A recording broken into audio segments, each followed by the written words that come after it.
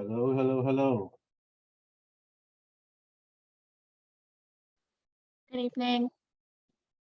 Good evening.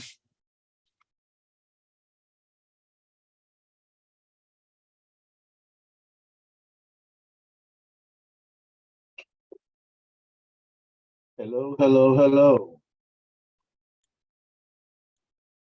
Good evening.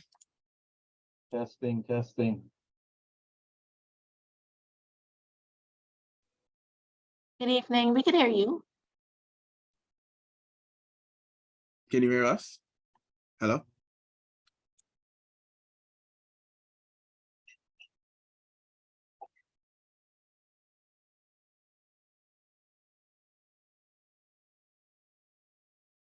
Can you guys hear me?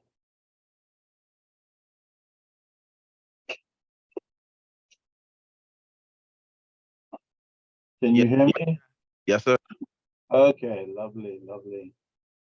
All right, well, looks like we just about everybody is here, so I guess we can get started. Good afternoon, everybody. Good afternoon. Let's just start off with the register, get that out of the way, housekeeping, and then we can move forward. The T-shirt.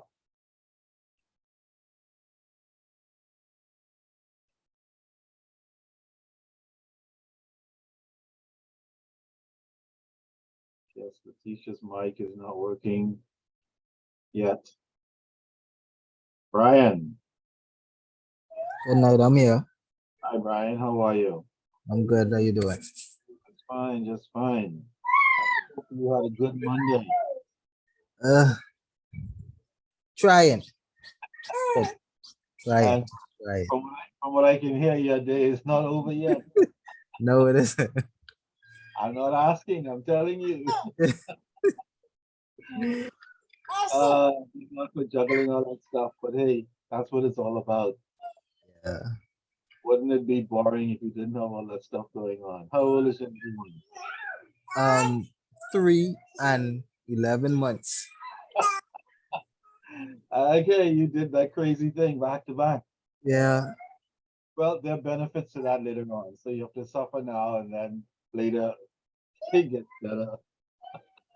Good stuff. Yes. Way to go. Way to go. Javon. Present. Hi, Javon. How was your Monday? Went pretty good. Been pretty well. No complaints from me. No major blah blah blah. Nah, no, sir. That's good. That's good. Let's see. Indira is not here yet. Shaniqua. Present. Hi, Shaniqua. How was your Monday? It's been pretty good. Good. Okay, so you guys have had a pretty good day. That's good. Because as you well know, not every day is going to be so great. All right, Monique. Good evening. I'm here. Hi, Monique. Did you have a great day as well? Yeah, not too bad. No major blah blah blah. Great. No. Wonderful. So that means the next hour or two shouldn't be too torturous for you. Just take a deep breath, and before you know it, you'll be done. Time flies uh, when you're having fun. They say, I don't know what's all fun about audit. It may not be fun, but it sure as hell is important. Okay. All right. Remember what I said last time. My classes, especially this class, is interactive. It means you can jump in anytime if you have any questions. If we're discussing something and remind you of something at work or something of the past or something, whatever it might be, and you want to raise a question, please feel free to do that. And you can do that at any time. Just start talking. That's what I want you to do, actually. If you have any examples that you can share with your colleagues about any of the concepts that we talk about throughout the semester, feel free to share them. You'll be surprised how beneficial and educational it might be to somebody in this class, right? So please feel free to do that. All right. Did everybody get a chance to read module 1?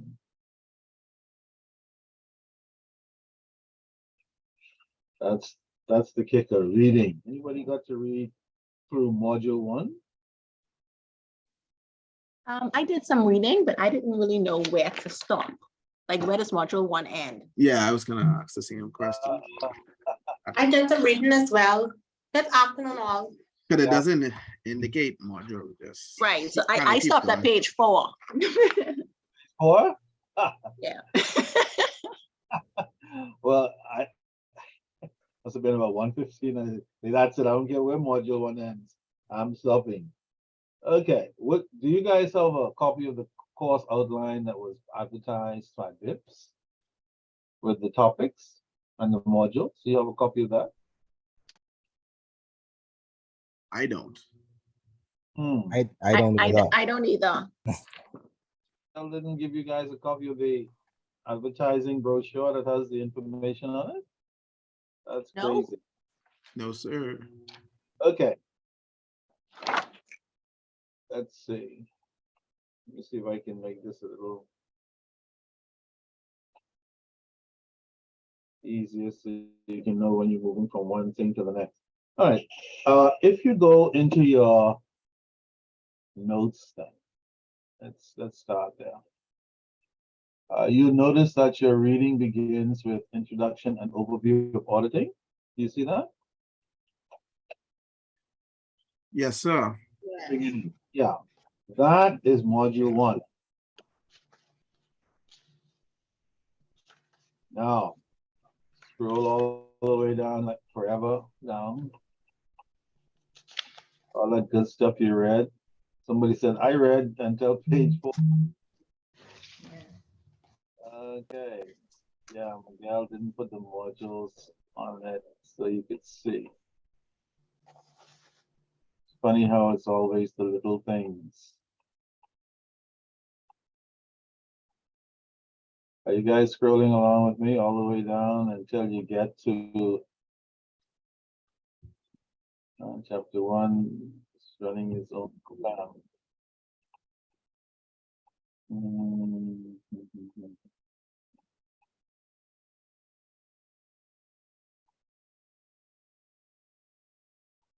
Wow. Lots of little bits and pieces in module 1. Okay. If you've been scrolling, you would eventually come to audit fundamentals, principles, types, errors, and frauds. You see that? Yes. Yeah, that's page That 18. module 2.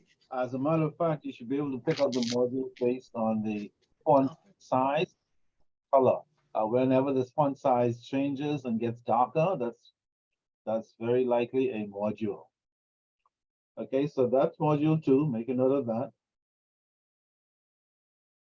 Man, he looks like he.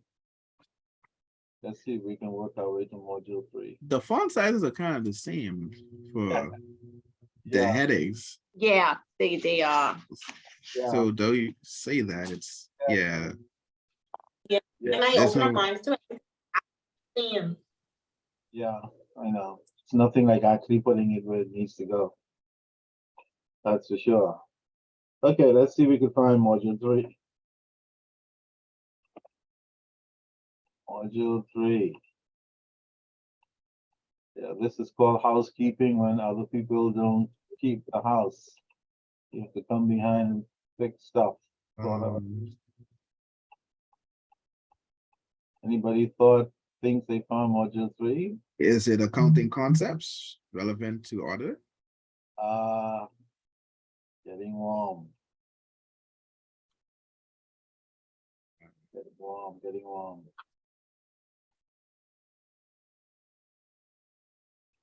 Let's see.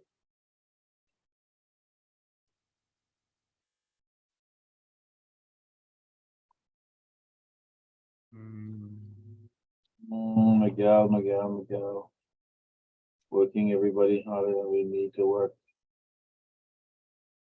Okay. Audit planning. That is module 3. Oh, okay. Yeah. a note, audit planning. What page is that, please? 33. Thank you. Thank God we have page numbers. Mm. Again, sometimes I fixed up this stuff and then, okay, great. So module 3 is audit planning. And then we go down to module 4, which should have something to do with test checking. Let's see if that's so. Okay, that's 47, audit techniques. You found that, let's see if she's right. If she's right, that was quick. Okay. Page 47? Yeah, No. Okay. Let's see. I'll tell you in a moment.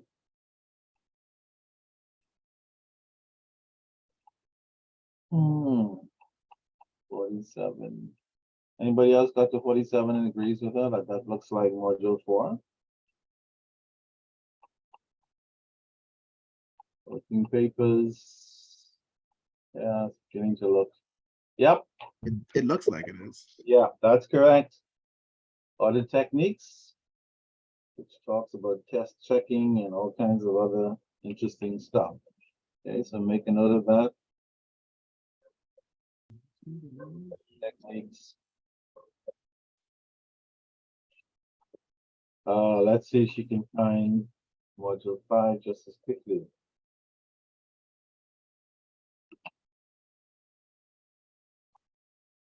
Let's see who can find module 5 using whatever technique she used, which whatever that was. Is it internal control? Yeah, who said that? Brian. So Brian, what made you pick that one? I'm actually scrolling. And But there's some other that stuff. yeah, I mean it was other stuff, but um all of those other stuff seem to be correlating with each other, and internal control just stood out as something different. Yeah, isn't the human mind? The introduction. Yeah, introduction to Yeah, the yeah, introduction. yeah, that's what did it for me too. Introduction. Introduction? Yeah, that Okay. introduction. And that is on page 60. 60, yeah. Internal controls, that would be module 5. Is it only 5 modules? Because that looks like this is the last one. No, they're not the Okay. 7 or 8. We'll see in a second. Okay, so module 6. Let's see if somebody can pick that one up This one. by some strange intuitive methodology.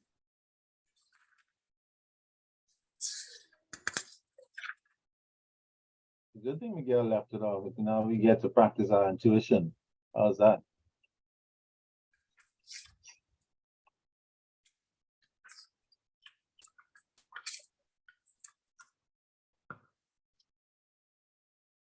Somebody was trying to multiply 3 times 5 the other day, and they got stuck. They grabbed their phone. I said, "What'd you get your phone for?" I said, they said, "I need to find a calculator." I said, "For what?" 3 times 5 is the same as it was 40 years ago. Nobody's learning tables anymore, thanks to technology. Did you guys hear that? Please don't do that to your children. Make sure they learn tables. Honestly, this looks like that's the end. Looks like the end. It does. It honestly does. Unless Interesting. Did anybody find a topic called vouching?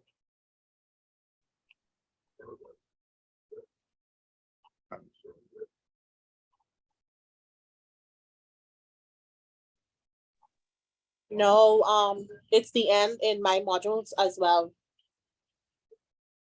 Can somebody deduce what probably happened since it appears to be the end? that we skipped one or 2 or Well, 3. we may have skipped it. What's the other problem that may have occurred?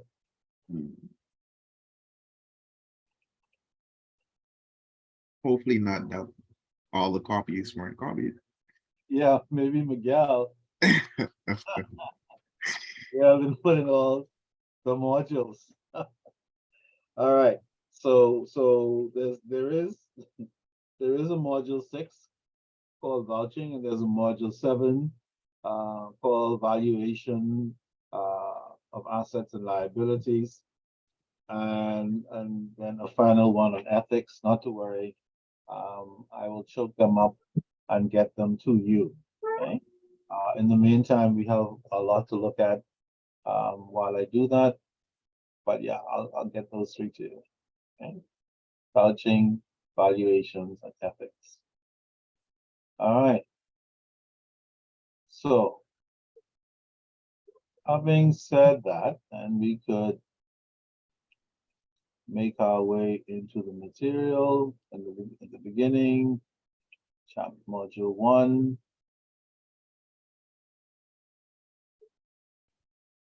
Go all the way back to the top. One of the things you don't want to do is to get too far behind in your reading. That initial reading is always important just to get a feel. Certainly, as you know, as students, you're not going to remember or understand everything during your initial reading. That's not the point. The point is just to get that intuitive feeling for the information. Read is an incredible thing. Things will be stuck in there when you don't even realize it. Okay? So try not to get too far behind on your reading. However, you prepare for testing, whether it's making notes, highlighting, whatever works for you. Go ahead and do those module by module so you can stay on top of your game. And when it's time to actually get into the study groove, you'll be up and running. Did we discuss an examination date? Yeah, for your midterm? I believe you said week 6. Week 6, yeah. Which day is week 6? Anybody has a calendar? More housekeeping. Week 6. What day is that? Remember, we are now in week 2. So week 6 would be 4 Mondays, including today. March 6th. 6th. Yeah, Yeah. March 6th. Okay. So we have a March the 6th. That will be the day that you have your midterm. I need to find out from Miguel whether you're going to have to come inside to do it or whether it will be done virtually. Okay. If you don't hear from me between now and next class, or before next class, drop me a reminder like examination stuff. Is it going to be in or out? And so I can follow up on that. Okay, March the 6th. So now you have the date. And so you can begin preparation. So you're not trying to cram everything down the weekend before. That's never good. For some people, for some reason, they could do that. If you are not one of those people, do not do that. Because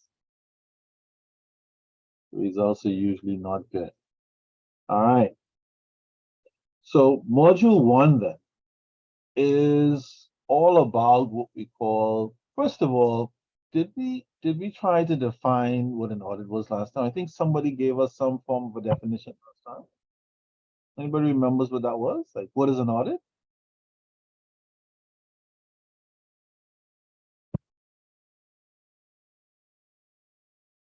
Anybody got curious in the last week and said, let me find out what an audit is? What do you think an audit is?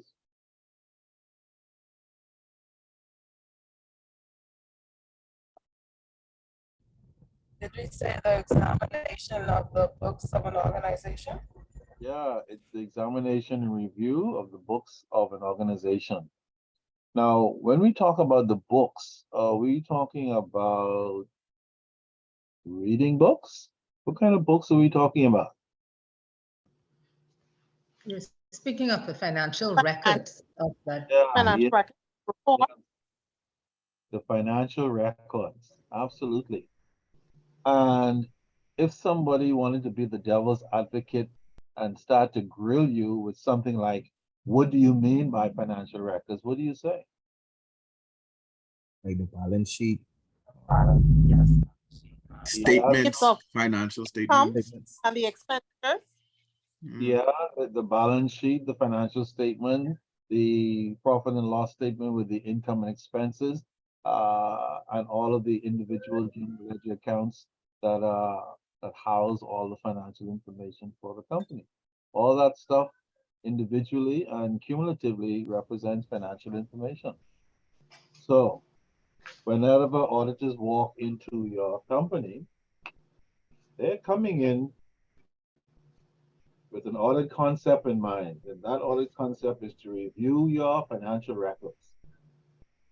Okay? Whether you're a bank or gaming house or trust company or whatever you might be, church even. By the way, do we audit churches in the Bahamas? Should you should Not- you should audit them. Uh, okay. Ah, we should, but we don't.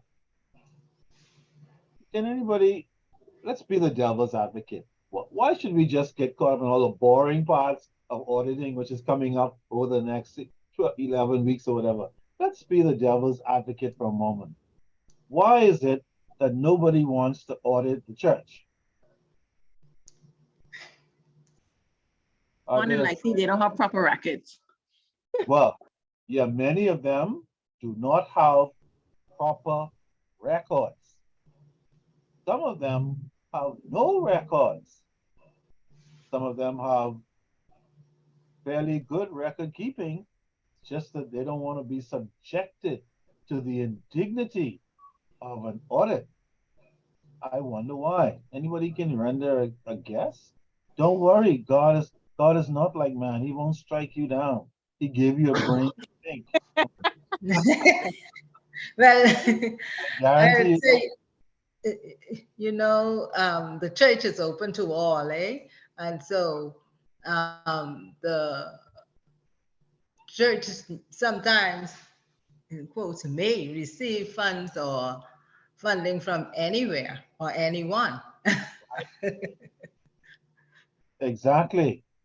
Which is a whole other issue. Because see, some of the money that they get might be what? Mhm. Lavado dinero.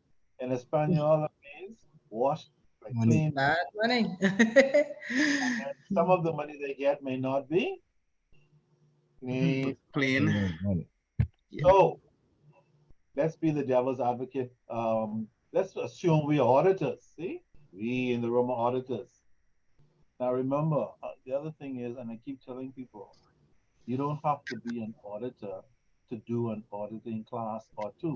I keep telling people that. You can be any kind of person anywhere because the concepts of auditing and the question it raises and the responsibility which it holds applies to all organizations.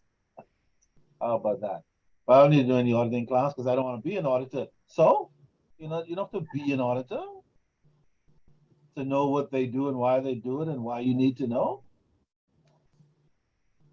The benefits of information and learning will come way down the road and say, wait a minute, good thing I did that bloody class.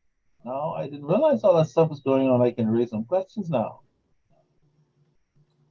And of course, people don't like questions either, depending on what the questions are.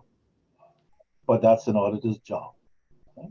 So, uh, nobody wants to audit the church because the church is sacred, the church is off limits, the church is a kind of charity, the church is, but it doesn't mean that because any of those things exist, that their records should not be verified. Okay?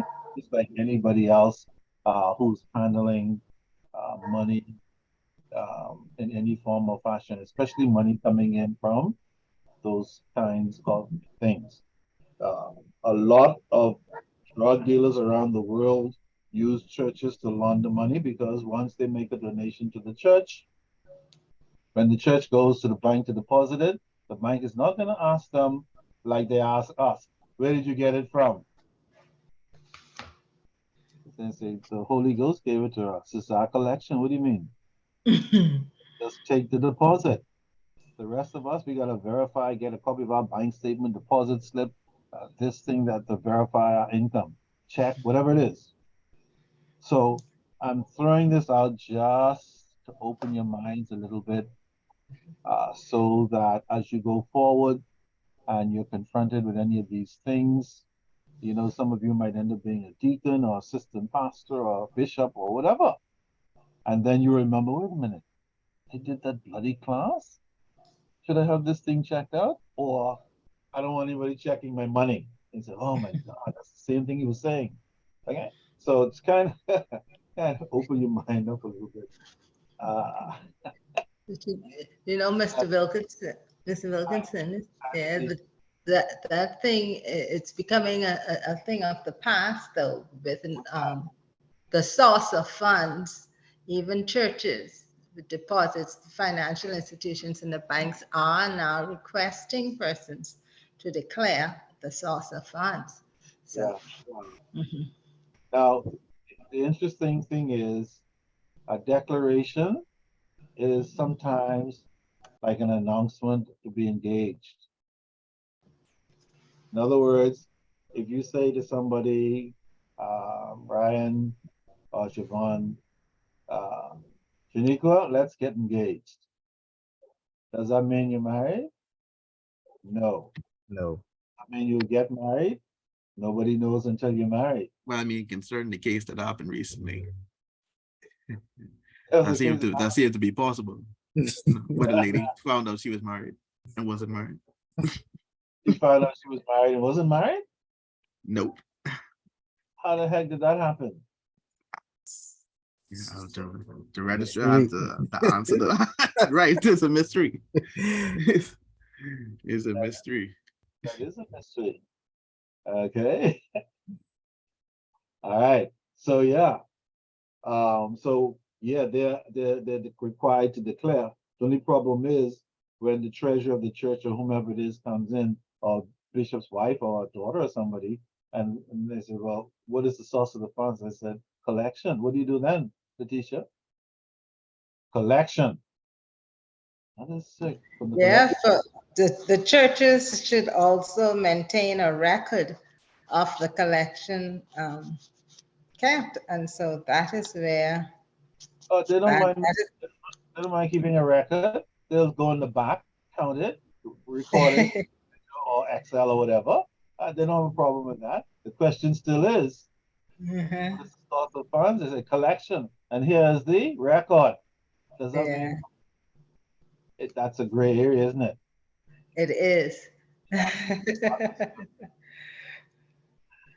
In fact, some people might even open up a church and act like they're trying to save people, when in fact, that quote unquote church may not be to save souls at all. That particular church, depending on where it is in the world, might have nothing to do with the Holy Ghost, but everything to do with money laundering and other illicit activity. Imagine that. Point is, people will use any means possible. In fact, some companies have even persuaded some auditors to look the other way. Does anybody know what look the other way means? Look the other way. Yes, and Don't intentionally. check the records. Act like Don't check they any don't records. see an issue. Yeah, act like they don't see it. Some companies have even gotten auditors to behave that way by becoming their friend, by taking them to Waikiki with dancing girls in bikinis or guys in swim trunks, if the auditors are female, whatever they do, or offering them a bribe, or saying, if you look the other way, we will invite your audit firm back next year and pay your fees 3 times the amount we're paying this year. if only the auditor, Miss Auditor, you would look the other way. Now, what am I saying?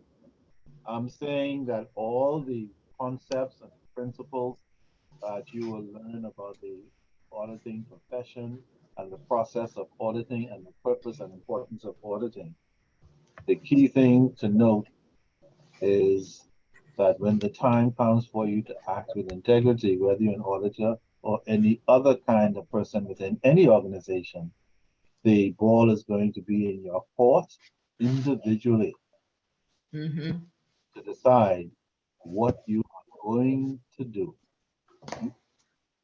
A lot of people are shocked when auditors are bribed or agree to look the other way because they keep forgetting that auditors are human beings too, subject to human frailties like bribery, lying, looking the other way, fraud themselves. They came to investigate fraud in the firm and then they'd be acting fraudulent.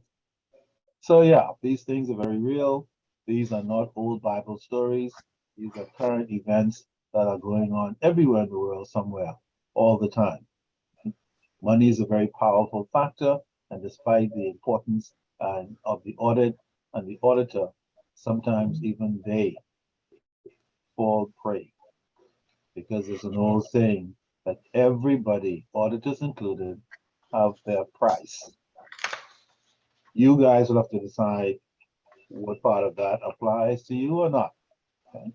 All right. So that was just a little wake-up call so that you understand clearly that all of the stuff that you are learning academically does have some real life implications. Okay. That you even may encounter going forward in your professional or personal lives. All right. So these audit concepts then are what we are considering in module number one. Now, one of the things for those who got to any reading at all, you would have found out that auditing is connected to something we call the seeking of reliable information. Now, what do you think we mean by reliable information? Reliable. What do you think? What is reliable? Accurate information. Accurate information that is not fudged, made up, gut feeling, bribery driven, money driven. Reliable information, just like we say all the time, don't go anywhere with her. She is not reliable. He's not reliable. That means they cannot be Trusted. Trusted. Trusted. trusted. So when auditors come into the firm, they are looking for reliable information.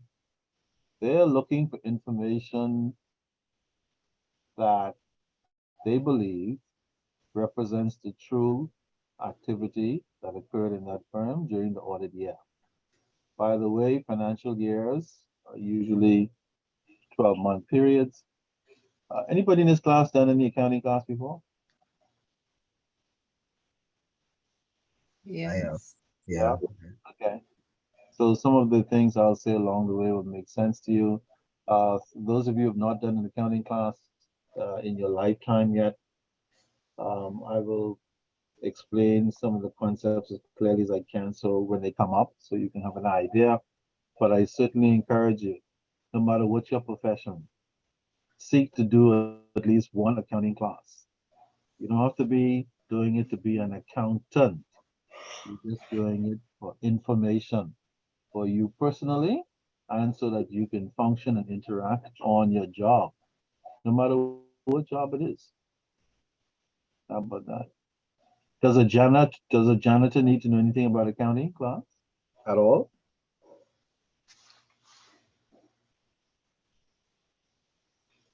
Does a Oh, janitor? yes. Yeah, why? Well, a janitress is employed and most likely will have a bank account to receive salaries and payments. That just is a simple, basic thing where accounting comes into place. Of course. See, that's my point. When I say does the janitor need to know accounting, doesn't mean that they need to know high level accounting that we use for other purposes. But to open a bank account and to manage their money, by all means. Okay. So my point is, if you have not done an accounting class ever, you should do at least one. And if you really feel great after that one, but you don't want to be an accountant, then you should do two. Okay. Fundamentals 1 and fundamentals 2. So that when you go forward in your life and stuff comes up personally or professionally, you don't have to be an accountant or an auditor to appreciate and to benefit from basic fundamental accounting information. Okay. All right. So reliable information means information that can be trusted. The problem with reliable information is that it has to be verified from an audit perspective by what we call an independent person. Now, that leads me to another question. Do you, any of you guys have an internal auditor where you work? Yes. Yes, Yeah. sir. Yeah, we do. Yeah. Would you say that the internal auditor is independent? No. No, Why not? We pay them, number one. they work Employed by for by the the company. organization. Yeah. Number one. See, Yes. we pay them. That's the first thing, and that can even be the last thing. We pay them. And the moment the organization pays somebody who works on the inside, that person is no longer independent. They're supposed to act as independently as they can.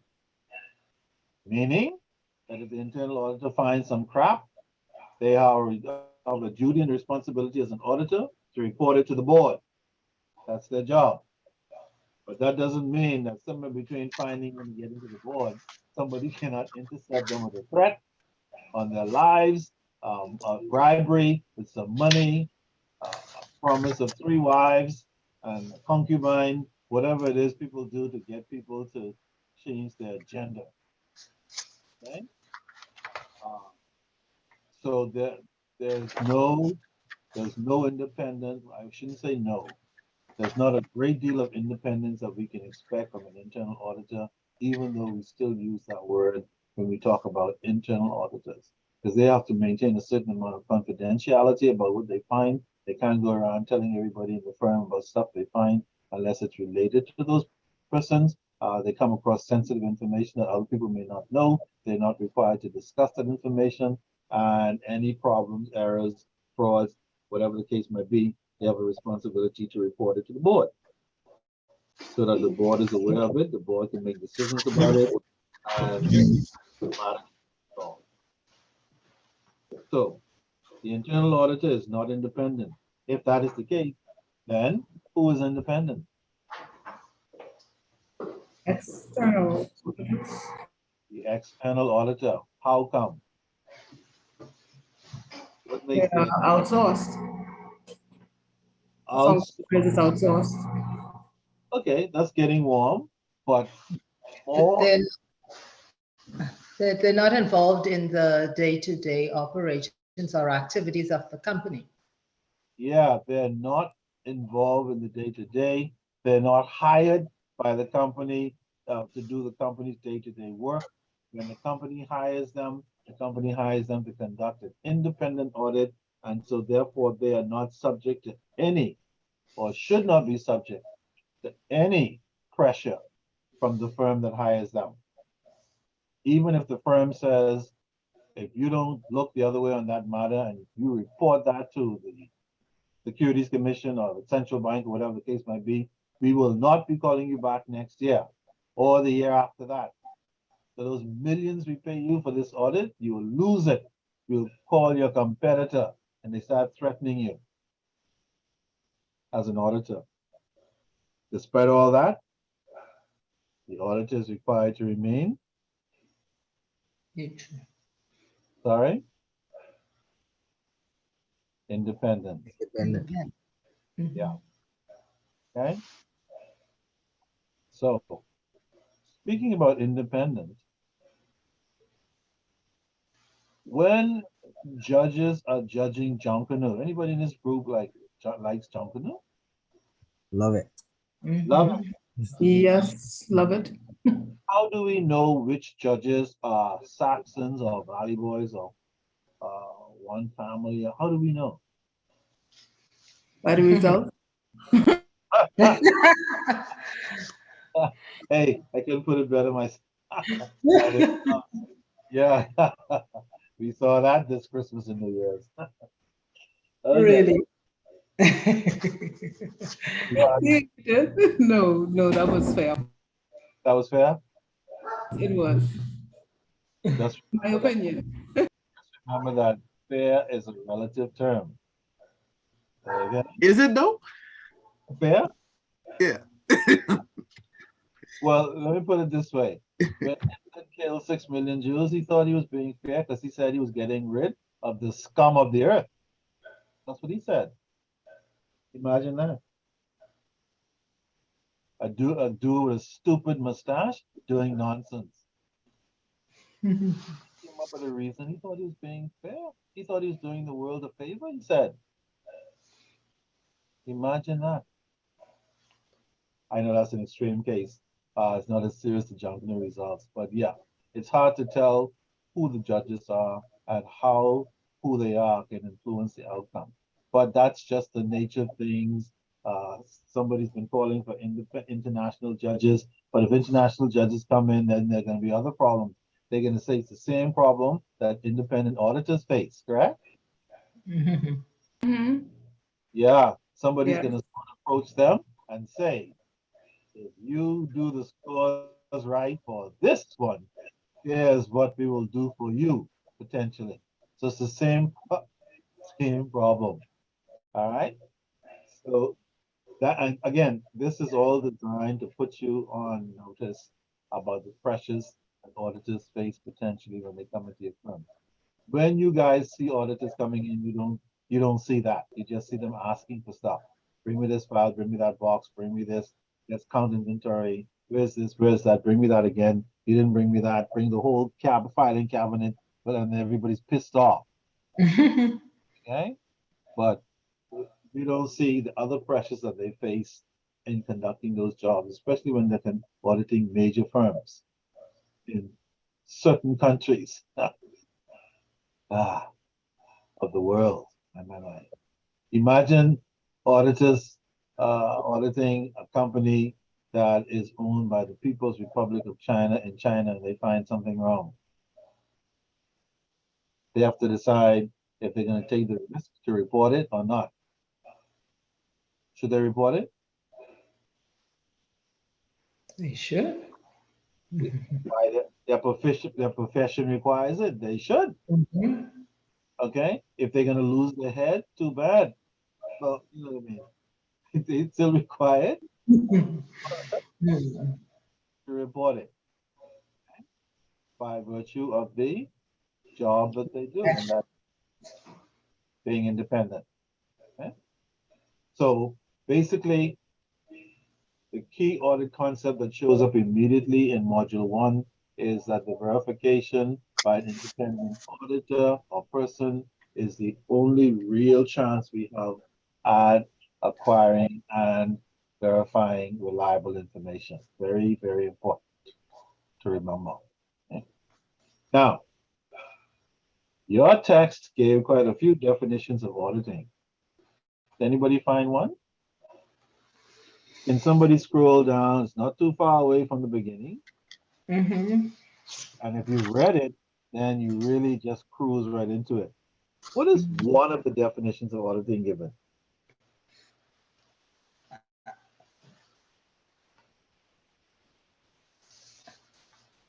An examination of books and accounts and vouchers of businesses. As this is the definition by Spicer and Pegler. Yeah, Mhm. Mhm. This guy. That's one example, one definition. Any other? An instrument of financial control as a safeguard. Yeah, an instrument of financial control as Yeah. a safeguard. Safeguard Uh, against. on the behalf of the proprietors against Yeah. the carelessness or fraud. Absolutely. Carelessness and or fraud. Fraud. Well done. Okay. We're going to see about fraud and carelessness further down. But yes. All right. Who are the proprietors? Partnership or a company. The, Okay, a the, partnership. Okay. the Or owners, any other proprietors in the world?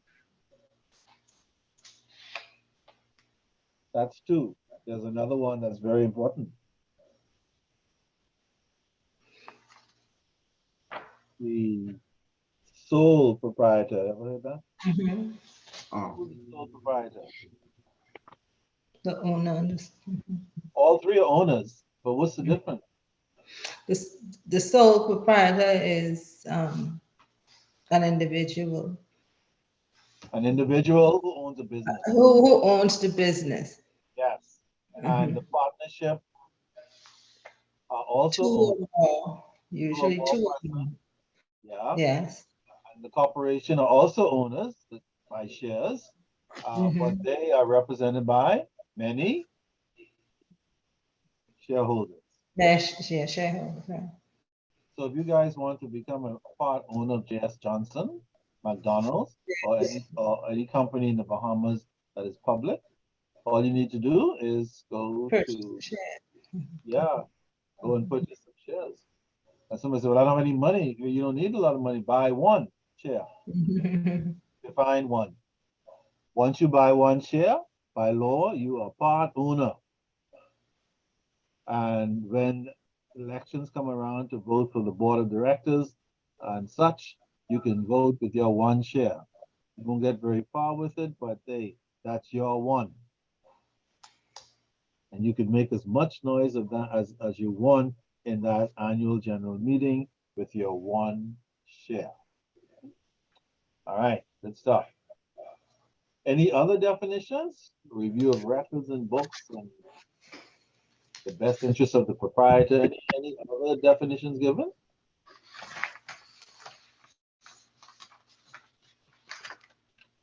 I hear paper turning. That's always good. this is a accounting wait, undertaking. Say it again. Examination of accounting records. Or would that be the same as It may, the book? they're all kind of similar, but yeah, that's Uh-huh. an examination of the accounting records. Who said that? That was Javon. Siobhan, okay. Way to go, Siobhan. Yes, that is correct. Examination of accounting records. Now, of course, an audit can be extended to more than accounting records.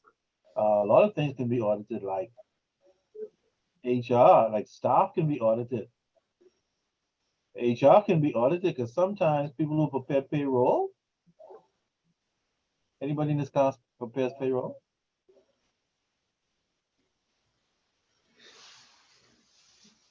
No? Mhm. Not good. Because what I'm about to say is not good. But even if you did, I still have to say it, just like an auditor. See my point? And here's what I have to say. Well, why would we have to audit HR?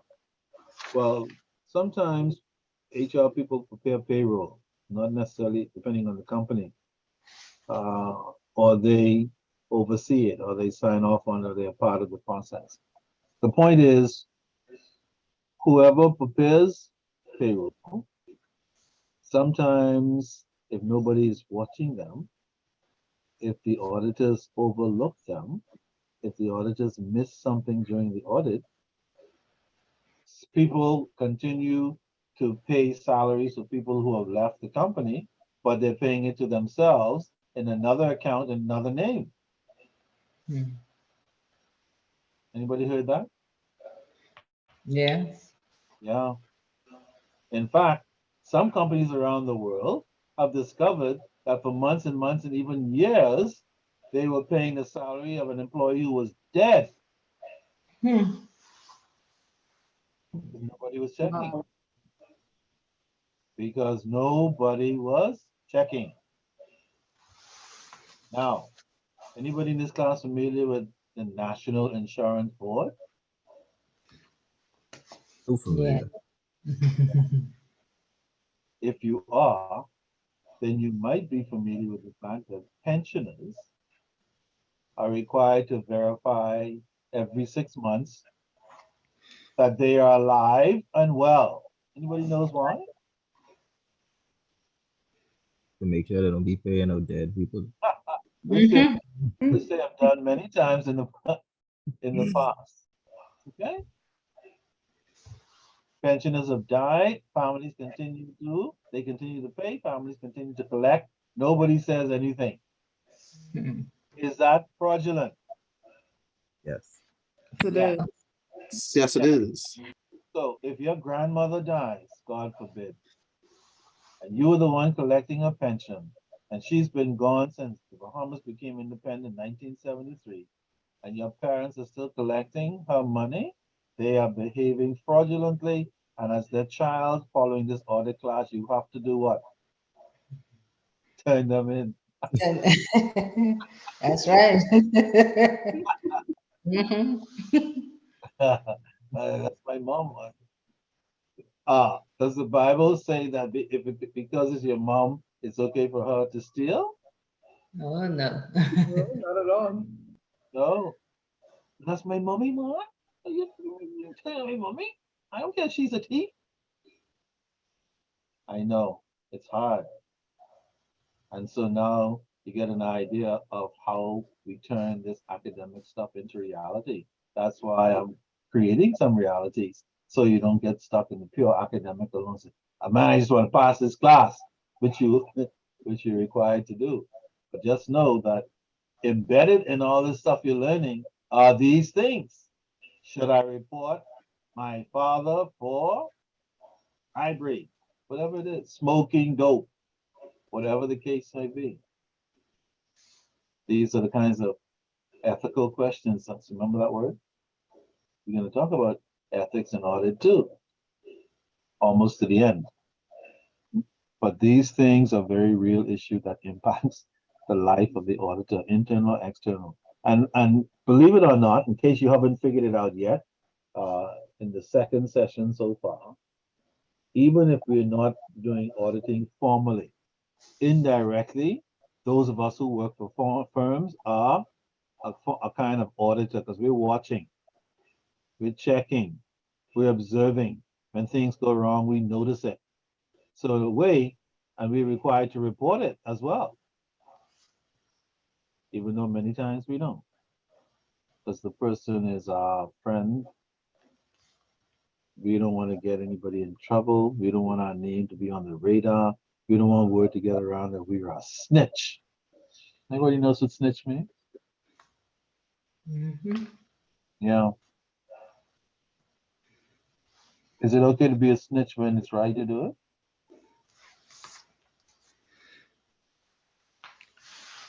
Of course, if you have to, you have to um, tell, if you're aware of something, you should say. Yeah, absolutely. Theoretically, we should say. No, a lot of us don't say, but we should. And the more dangerous the situation is, the more we should. Not that we always do, but we should. Okay? And so within the firms that we work, our discussions over the next couple of weeks are going to be like within the context of the firm and the auditor's role and their job and what they do and what they're required to do.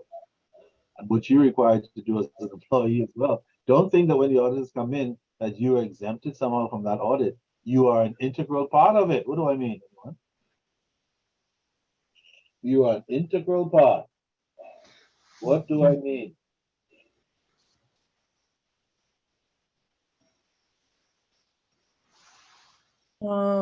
You may be called upon to provide further information, clarification on what the auditor is reviewing. No question. As a matter of fact, you may be called upon to be the one who is being accused of fraud Exactly that as well. Mhm. or an error of some kind. Yeah. So when the auditors come in, you kind of say, thank God that the auditors don't have anything to do. No, every employee is a part of that audit in one form or another. So having knowledge of what they do only improves your situation. And this is what I keep telling firms forever, being stingy with a couple of bucks instead of sending their employees to do this stuff so their employees' minds can be heightened and more aware. And when people are more aware and more heightened in these things, they can do their jobs better, they can report better, they can advise employees who are their subordinates on what they should and shouldn't do better. My. The power of information. All right.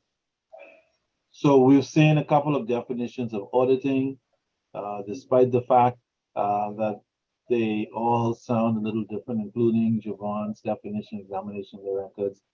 At the end of the day, the end result is the same. Coming in to check out the financial or other records of the firm to make sure that the information that is being reported in that firm is reliable. See that word again? And that the reliability is being checked not by somebody on the inside who is not independent, but rather a firm from the outside called auditors who are in fact independent. Nobody can tell them what to do. If you're an internal auditor and you start getting on people's nerves, somebody call you in the office and suggest. They may not say outright, but they might suggest, do you really want this job? Because last time I checked, you had 5 children, Miss Jones. So be careful what kind of auditor you is and young kind of thing. See my point? And all of a sudden, the internal auditor loses the little independence she had or he. They lose that as well because now they're too afraid to do anything other than regular stuff. Because they do not want to. Anybody knows? They do not want to. I'm the only one who knows. Still. Lose their Lose their job, get fired? License? Oh, like, get fired. okay. And when I was in the compliance world back in the day, I got all kinds of threats to be fired. You don't work for the central bank, Mr. Wilkinson. You work for us. You do what we say. I said, I'll be happy to do what she says as long as it's the correct thing. But as your compliance officer, I'm also required to do the correct thing. They didn't like, some of them didn't like that because they were running their own program. So I got a lot of death threats. And I had little children too. Okay. Welcome to the real world of this crazy stuff. Okay. All right. Yeah. But at the end of the day, all the definitions come right back to a central point, which means that we're examining the records, whether they're financial or otherwise, of the company. Okay. Doesn't have to be financial records only. Typically, it's financial, but it doesn't have to be. It can be other records as well. Okay. Company might have a multi-billion-dollar project where there's a lot of room for waste and theft. So what do? They bring in the auditors to monitor, to check, to make sure that the monies are being received and disbursed appropriately, that all the money is going where it's supposed to go, and that a couple of $1 million don't float off into somebody's bank account in Waikiki or Switzerland or Bank of the Bahamas. No, not our Bank of the Bahamas. We don't do that stuff.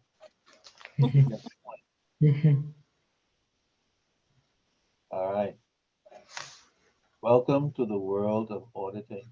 If you thought it was just check this piece of paper, check that piece of paper, hurry up, bring me the next box, it's much more than that. Okay?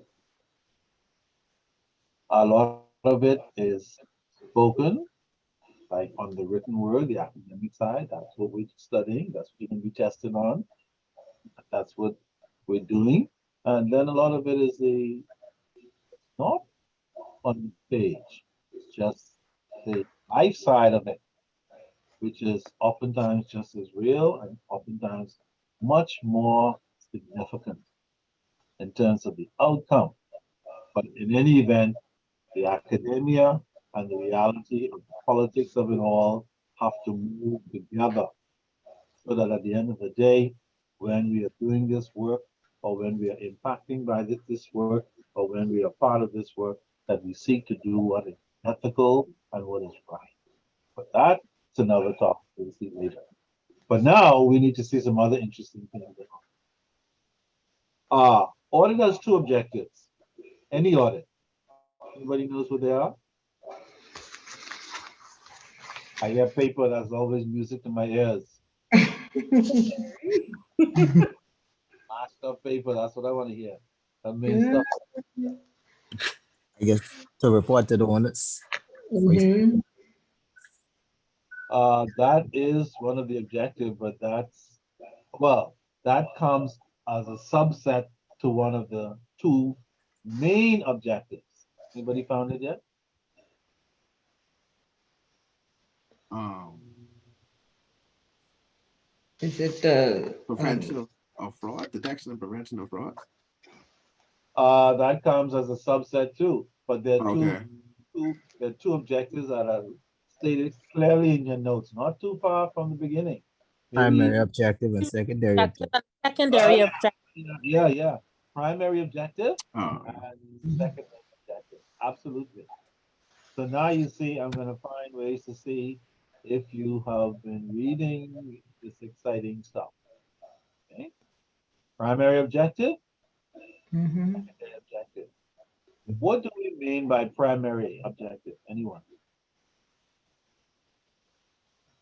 The main objective or the Okay. Is that how your text defines it?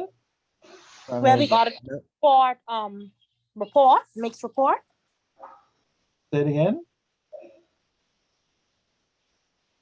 Where the auditors report to the owners. Where the auditors report to the owners. Mhm. Okay. And further that its balance sheets or its statements gives a true picture of the state of affairs of the company.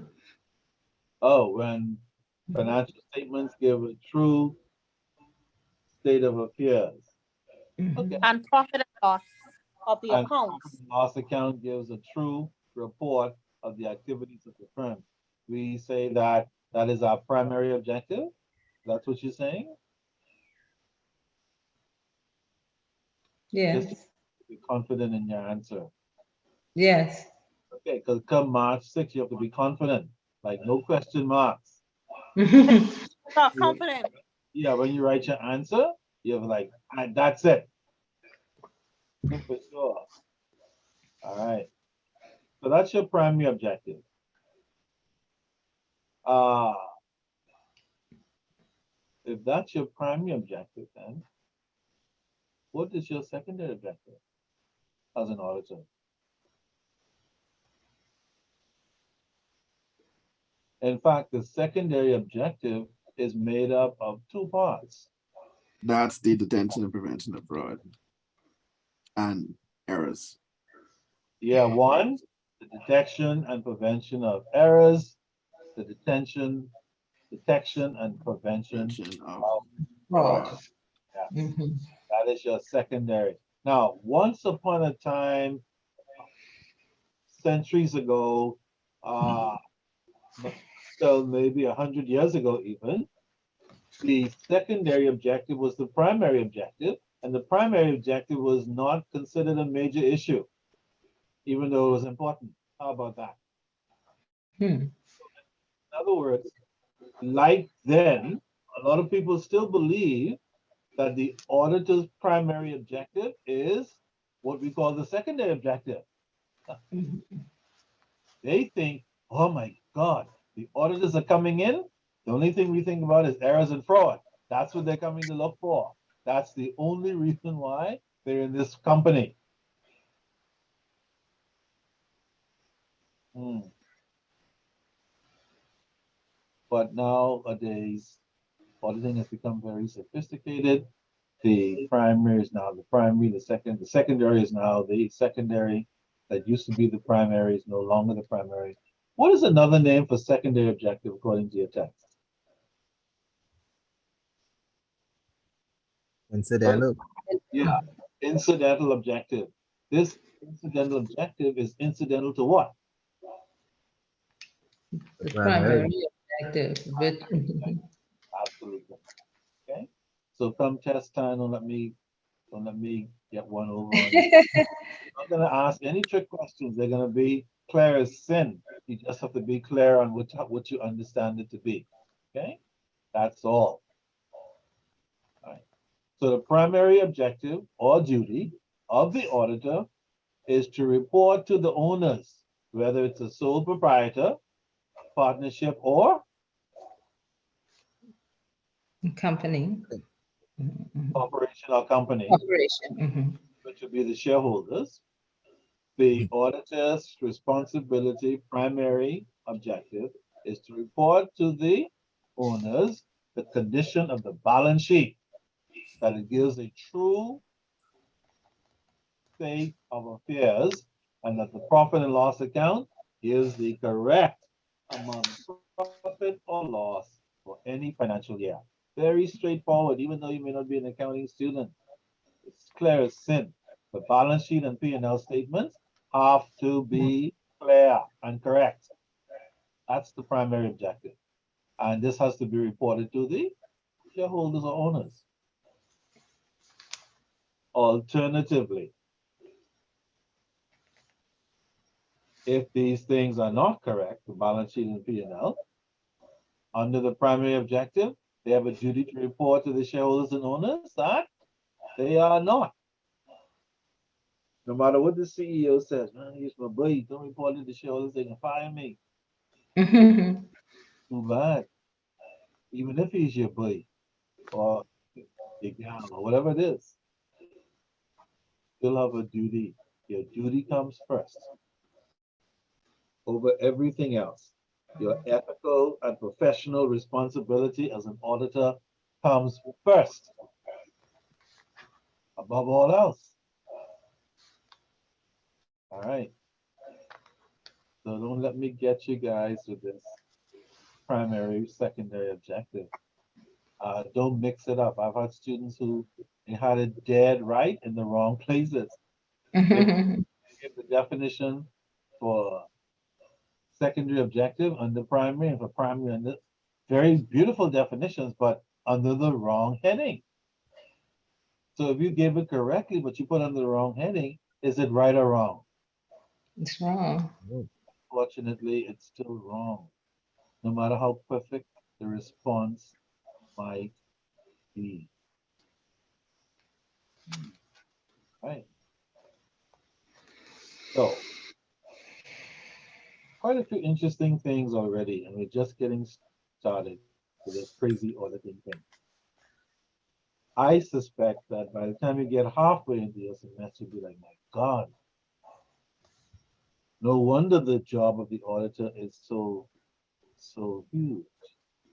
It's a burden professionally, ethically, and otherwise. And also, by the time you get to the middle of this semester, you realize that even though you are not auditors, you are employees of the firm, that you are directly impacted by what your auditors do, whether they're internal or external, or do not do. I imagine you're beginning to see that already. All right. Now, question. Fraud and errors. Do they come up under primary or secondary objectives? Secondary. Secondary. Oh, God. You guys are on your game.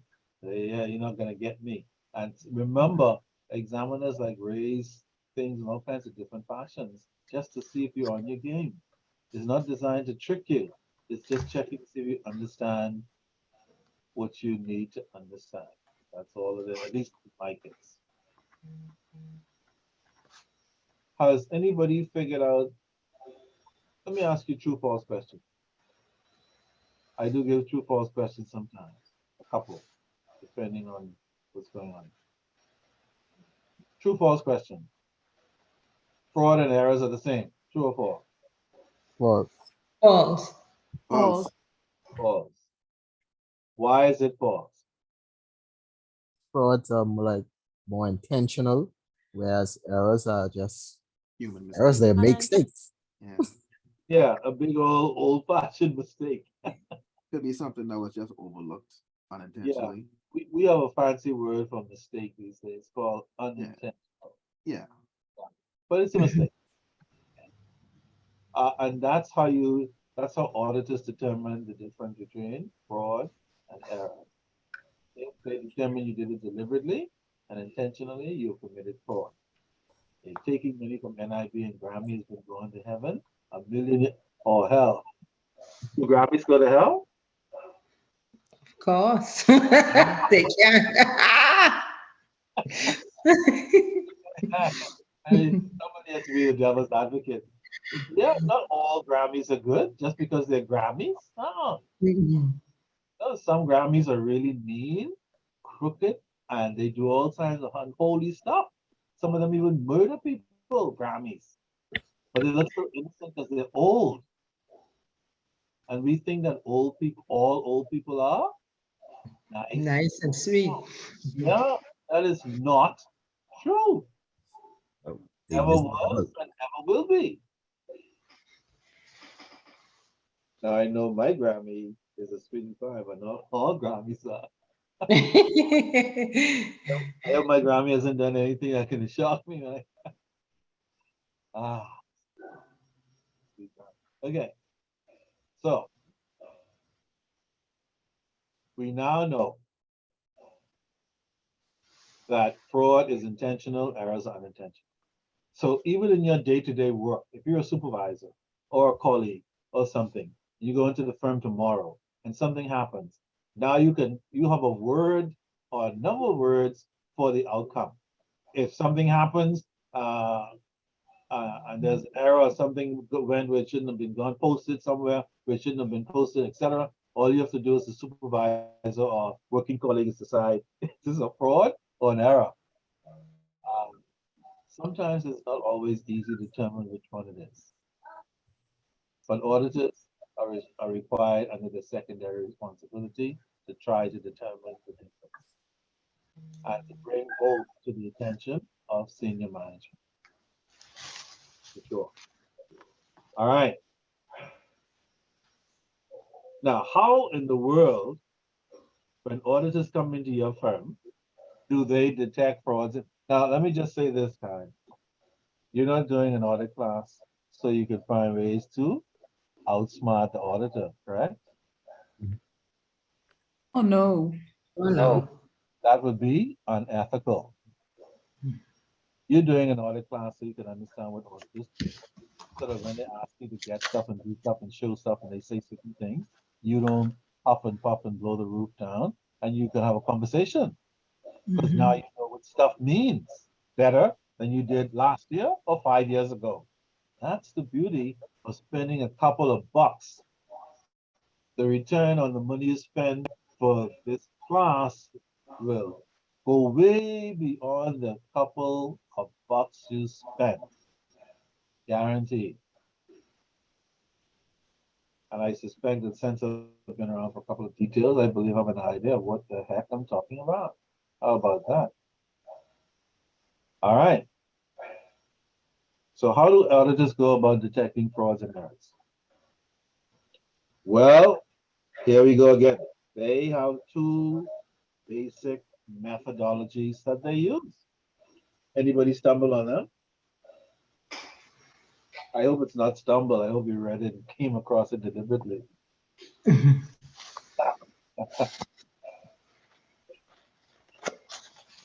How do auditors detect frauds and errors?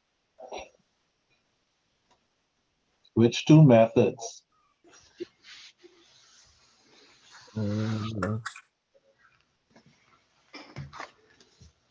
I know if paper is moving or scrolling is going, that's what I want you to do.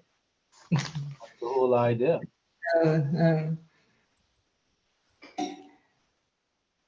And if you haven't read module 1 yet, that's okay. You can read it tonight after class. How's it? Yeah. I guess they detected through physical examining of the evidence or the records. They do. They do.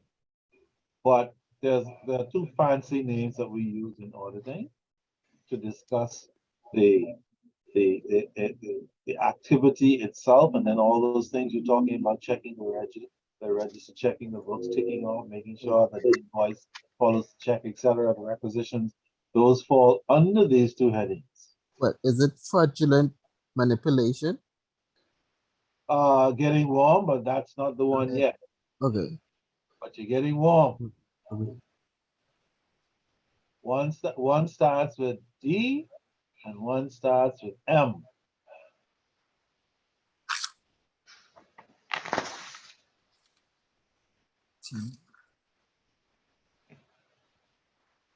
Mm. Defalcation.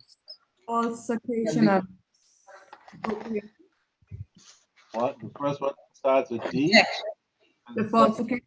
Is it the falsification? A misappropriation? yes. Who Oh, said that? okay, defalcation, okay. Yeah, defalcation and Misappropriation. Misappropriation. Right, that's fine. those are the two that auditors are looking for. They are fancy words for very specific things. Okay. Mhm. Before we jump into defalcation and misappropriation, I'm sure you may not have heard defalcation before, but I believe most of you may have heard the word misappropriation. Yes. Yeah. Yeah, you think misappropriation.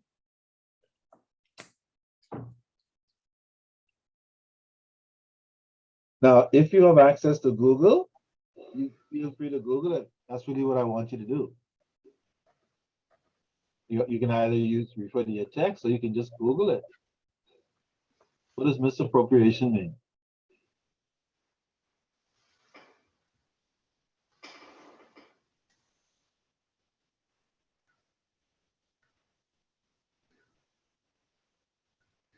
It's not using or I think misappropriation Is it using it, not using it for the intended purpose. Okay, that is definitely one definition. the illegal use of another person's money? Yeah, the illegal use of another person's money or goods or Yeah. property. Mhm. Typically, it's money, but Mhm. sometimes it could be goods or property as well. The point is, it's the illegal use of it. You don't have the legal right to use it. You don't have permission. So you find another way to get it or use it. Okay. If you go to collect Grammy's old age pension, you spend it on stuff for yourself. Is that misappropriation?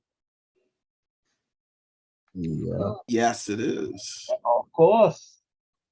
That's not your money. No. If Grammy's pension is 300 and you keep 150 until Grammy, they reduce it to 150 Grammy, so you could get 150 every month. Every month. Is that misappropriation? Yeah. Yeah. The illegal use of somebody's property. It's primarily money. Because money drives folks up a wall for some reason. All right. So hold that thought, defalcation, misappropriation. Let's back up. I want to mention something about fraud again. Because fraud is widespread around the world. Everybody's committing fraud every second somewhere. Fraud. Fraud. Nobody reminds if you commit an error as long as you don't commit too many errors. Now, if you commit too many errors, I can't tell you nobody's going to be concerned. They have to fire you, but they can't accuse you of any criminal activity. Errors. But fraud, green-eyed monster. Your text says that fraud refers to intentional misrepresentation of financial information with the intention to deceive, not accidentally deceive, with the intention. Wow. So if anybody accuses you of fraud, That's pretty much a dirty word. You better find a way to get yourself out of that accusation.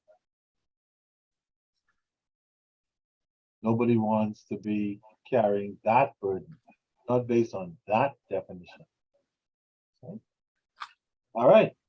So, having given you a little time, was anybody ever able to find what defalcation is?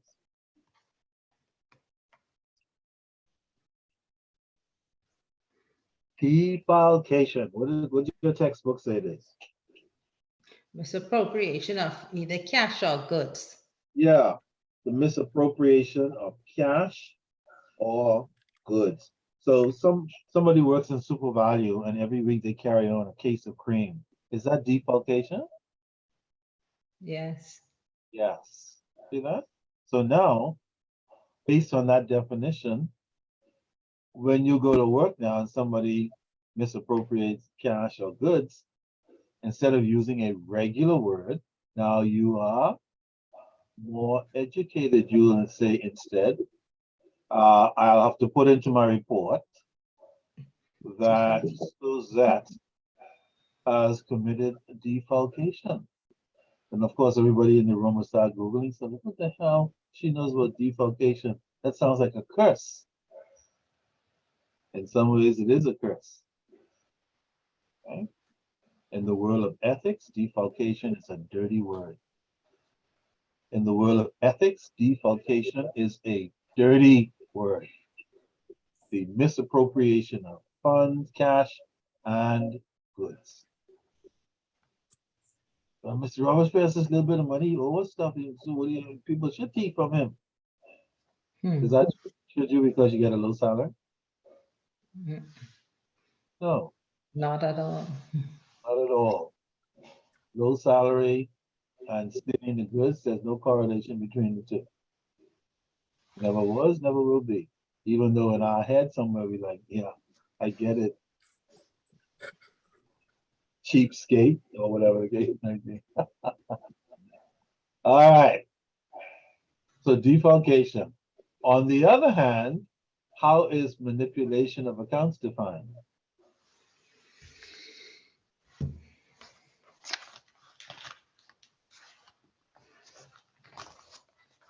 Manipulate your As overstatement or understatement of profits. not involving defalcation. Yeah, yikes, and not involving defalcation. And what? Not involving defalcation. Yeah. So what is the definition of accounts again? Overstatement or understatement of profits. Yeah. Wow. Many companies will have said this before. Have their P&L account Well, and manipulated that. In other words, actual sales for the year, we have made 3 million because they want to make a bonus scheme. They wanted to impress the board of directors. They decide that they will add an extra 1 million to sales that never happened. That is called manipulation. If the expenses for a particular category is too high in their minds and they don't want to see the shareholders to see that they spent $5 million and put it to an account called entertainment because they had a party straight through. Like Sam Bankman. Anybody know Sam Bankman?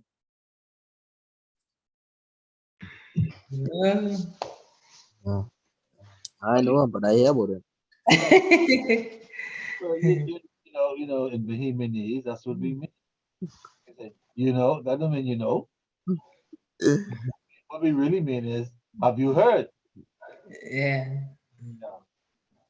You've heard about Sam Bankman. What's his other name?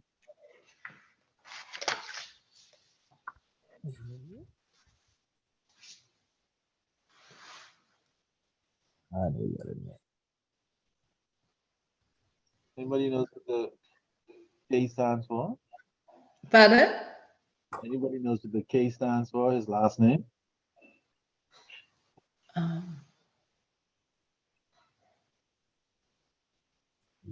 I want to see how efficient you auditors are in finding information. What does the K stand for on SPK?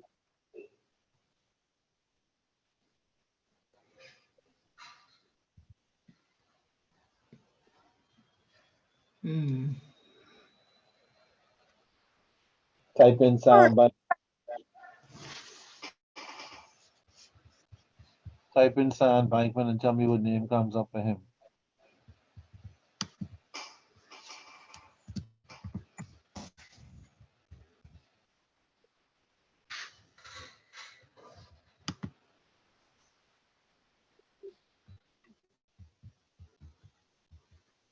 Nothing comes up for Sam Bankman? You say, Uh, is this a K?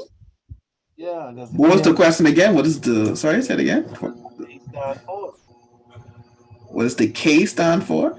His name, his initials are SBK.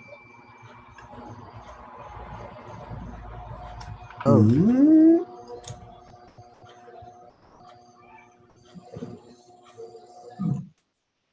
You sure you don't SPF? Maybe F. It is F. How do you know? Sound Bankman fried. Oh, how did you know? Looking at his page right now. How did you know it was the same Sam?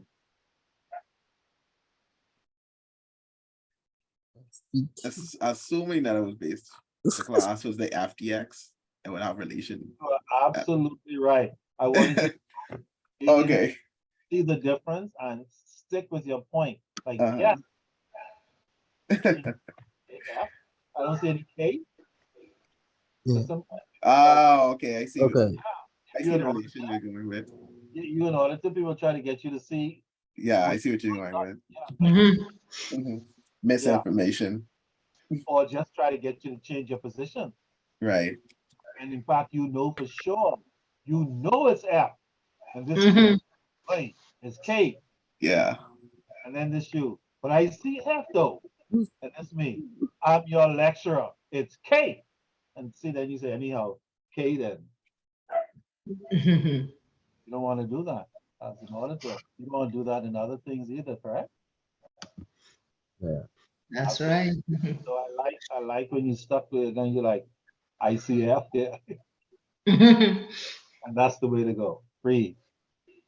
This guy, you haven't done any reading on the collapse of FTX in the Bahamas and around the world. You need to do a little reading about that because that particular case raises the question, who the hell were his auditors? See my point? Right. Mhm. Nobody out there is talking too much about who his auditors were, or if he had any at all, interestingly enough. But sure as hell, somebody has to raise the question, did he have an auditor? If yes, who? And if who, what was their role in all of this? Did they not have an idea? Are they a part of the fraud? See that word? What does fraud mean again? Mhm. Willful misrepresentation. Willful and intentional misrepresentation and deception. My. We don't want that to be connected to any auditors. Because if we can't believe what the auditors say, dog eat our lunch, then we can't believe what the doctors say. And then we have all kinds of issues. We can't believe what the accountants say. Then we can't believe what the bishops say. And then we can't believe everything gets a little spooky. When we can't believe what people say who are supposed to be on the up and Mhm. Up and up.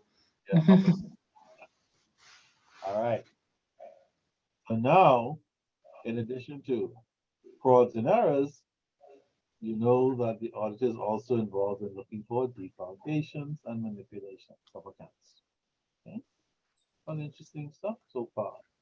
A lot of this stuff is very relevant to your pure working lives, in case you haven't noticed it yet, outside of the auditor's perspective. When you have your next audit, life is not going to be the same. You're going to be looking at that audit in a different way, or you should be. Because if you don't, then I'm gonna call you something that my grandmother will call you. Anybody interested in knowing what that is? Yes or no? I know that. So, Sound suspicious? It is, because it's sync. If you don't want to know, then it means, or you're not in the least curious after going through this kind of session, then you just, my grandma would say, don't care five. Anybody heard that? Yeah. Yeah, don't care five. Where in the world did they find this stuff? All right, I have a question for, let's see. Brian. Brian's changing. Okay, go ahead. Brian, Yeah. can you change Pampers yet, Brian? Yeah. Okay. So how often do you conduct an audit of the remaining Pampers so you could replenish the stock? I don't know. You try to, well, I try to,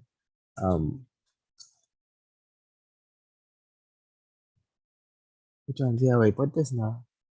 That's Keep okay. a audit, to keep an audit of it, I just, once I buy them by the case. So Right. once I know the last package out of the case comes out, Correct. I know that, okay, it's on It's time to get a new case. exactly. And you thought that auditing had nothing to do with Pampers. How about that? Because if you didn't conduct an audit on those Pampers, you're gonna run out of Pampers in the middle of the night, correct? Yeah, that's it. Yeah. Yeah. And then dog eats your lunch, you have to use a towel or something until the next day. See, it's all connected. That's really the point I'm making. And the more you learn, the more you'll make connections, all the way down to something as simple as Pampers. But when you run out of Pampers, there's nothing called simple, correct, Baron? Right. Hell no. The nightmare. Yeah. We need them. Definitely. It's better to have more than less. Yeah. Okay. Way to go, Byron. Way to go. So defalcations and manipulation of accounts. Make sure you know the difference and don't mix them up. Students are constantly giving me the definition for defalcation and the manipulation, defalcation. And then when the answers come, oh my God. So make sure you're clear on what goes where. All right. Now, if you ventured further into module 1 during the last week, you would have come across a chart or some information showing advantages and disadvantages of the audit. Anybody saw that? Advantages and disadvantages of the audit. Oh, yes, sir. You did? Yeah. My good. What page did you find that on? That's on page 11. 11, all the way up there. What was one advantage of an audit given to you? Well, it's different. Protects interests, Whose interest? investors. Investors? Who else? Yeah. From the business point of view, loan from banks, and then other advantages would be settlement of claims. Yeah. Why would the bank be interested?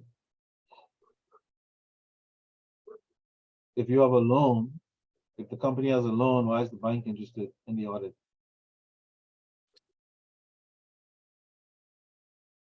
To have accurate reports before they then they make their decision.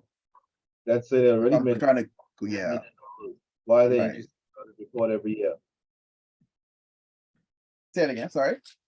Let's say the bank already loaned you $10 million. Why are they Uh-huh. interested in your audit report every year?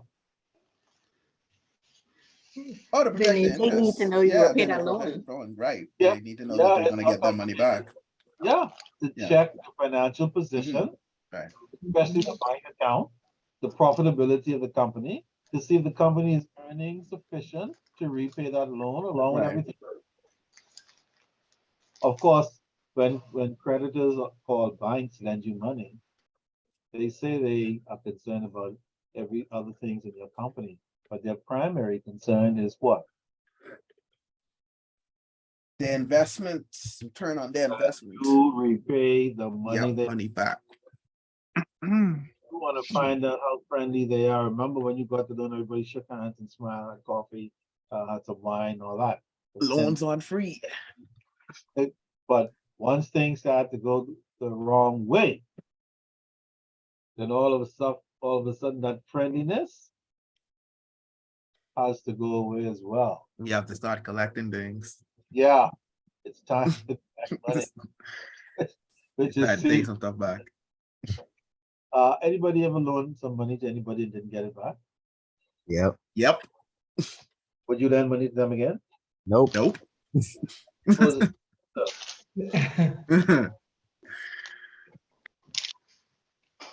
suppose it's your sister. Would you lend it to her again? Nope.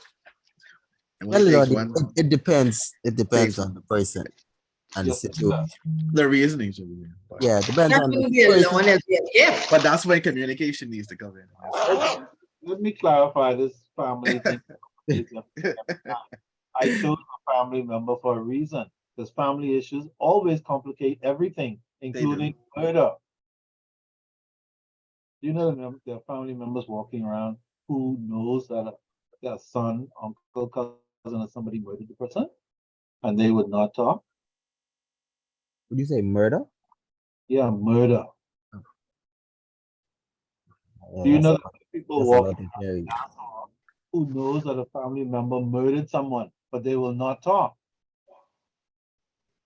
You didn't know that.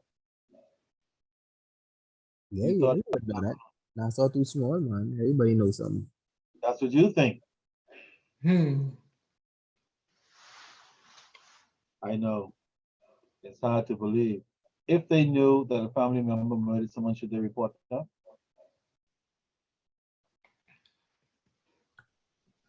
I'm sure. Ethical, yeah, they should. Yeah. Ethical and moral. But depending on the relationship, it complicates things. See my point? And Mhm. there lies the problem, even with that's why auditors are expected to come in and stay away from relationships of any kind with people within the firm that they're auditing. Do you understand, folks? And the reason Mhm. is the same. Once you start creating a relationship, when it's time for them to report, it's harder for them to do their job. And that's the problem with relationships, especially relationships that are not good. This auditing stinks. It gets into everything. But then that's what auditors do. When they come, they get into everything. Because that's the purpose of the audit. So that we can come up with frauds and errors and defalcations and manipulations and misappropriations. That's what it's all about. So that at the end of the day, the primary objective can be achieved, which is what again? To report to the owners or That shareholders. balance sheet and the P&L statements are true and Fair, accurate. and correct. True and fair and correct.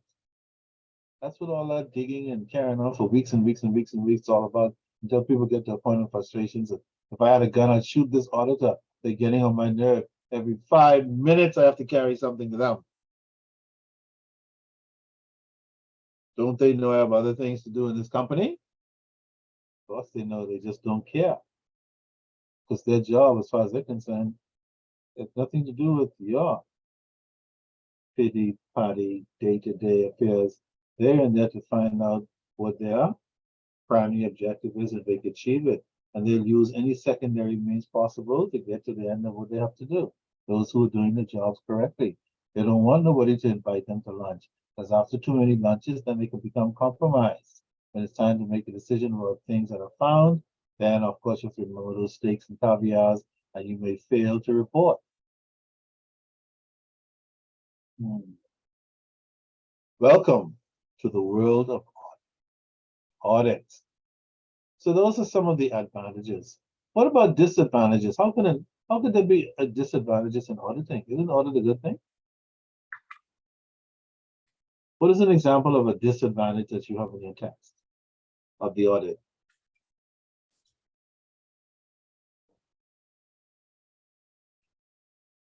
Anybody see any disadvantages?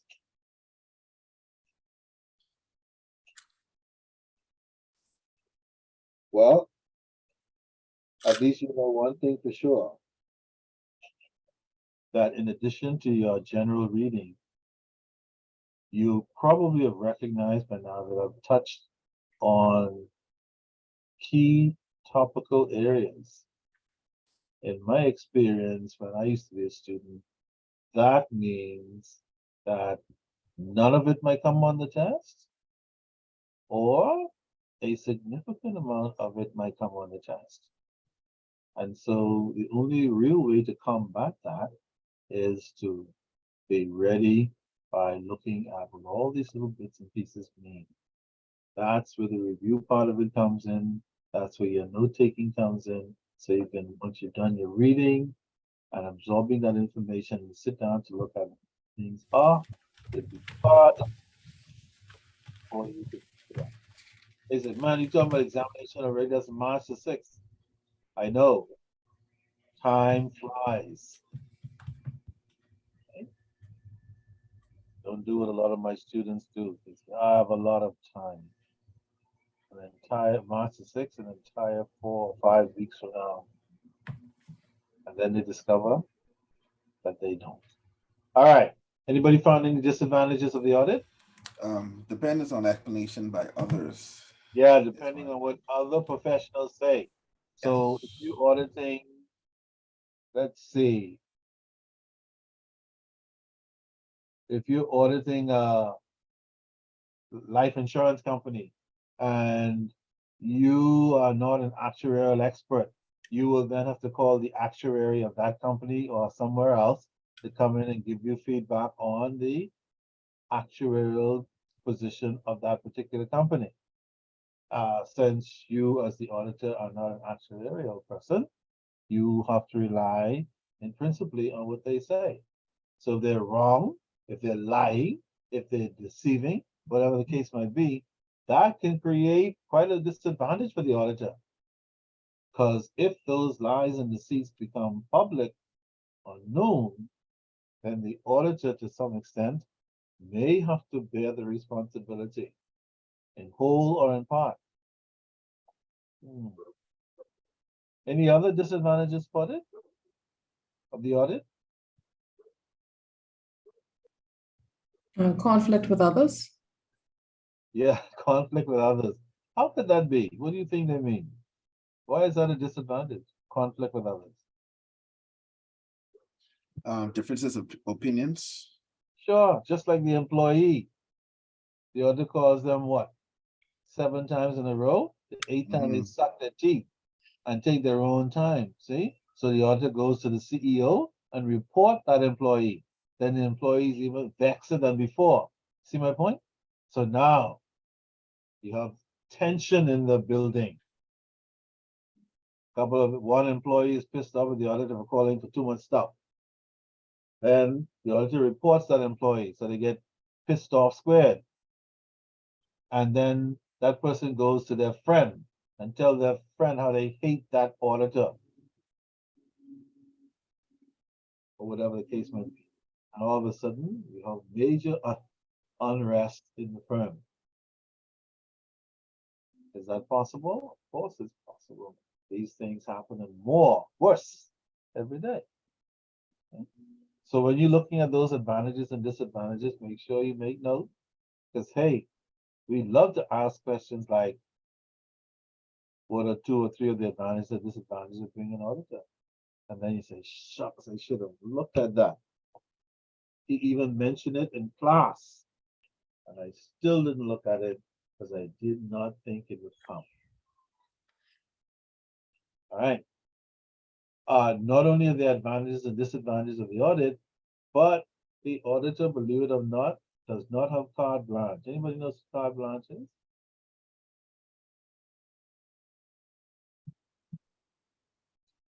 unrestricted, just free, Bill, free to do as you please. Yeah, beautiful. Couldn't say it No better myself. restriction. No restrictions, unrestricted, free to do as you please. Well, the auditor has a lot of power and authority, but they do have some limitations. And your textbook gives you a little list of those expectations. I just pulled out one of them because it's a very important one. They're all important, but some are a little more important than others. The one I pulled out from the limitation list is the auditor's use of their judgment. What in the world could that possibly be, and why in the world is that a limitation? Those are the two questions that Sigmund Freud and Charles Darwin and all of those guys who like to theorize, and then theorize on that. Why is the use of audited judgment a limitation?